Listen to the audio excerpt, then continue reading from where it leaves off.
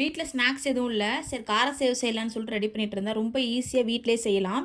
இதுக்கு வந்து ஒரு பாத்திரம் வந்து மாவு பிசைறதுக்கு எடுத்துக்கலாம். கொஞ்சமாக பட்டர் வந்து சூடு பண்ணி பட்டர் கொஞ்சமாக எடுத்துக்கோங்க. கடல மாவு எடுத்துக்கோங்க. கடல மாவு வந்து நான் மெஷர்மெண்ட் கப் ஒன்று எடுத்து மெஷர்மெண்ட் கப்பால் 2 கப் கடல மாவு எடுத்திருக்கேன். அதில் ஒரு 3/4 கப் போல் அரிசி மாவு எடுத்திருக்கேன். கொஞ்சமாக உப்பு, மிளகாத்தூள் எடுத்துக்கலாம்.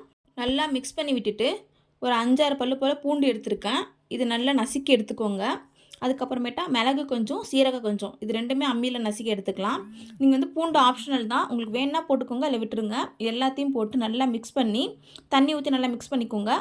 முறுக்கு மாவு பதத்துக்கு பிசைஞ்சு எடுத்துக்கலாம். கொஞ்சமாக ஆயில் விட்டு ஒரு 1/4 மணி நேரம் போல் தனியாக எடுத்து வச்சுருங்க. இப்போ எண்ணெயை சூடு பண்ணி முறுக்கு அச்சு எடுத்து நம்ம முறுக்கு புழியிற மாதிரி புழிஞ்சு எடுத்துக்கலாம். கடைசியாக வந்து நம்ம நுணுக்கி போட்டுக்கலாம்.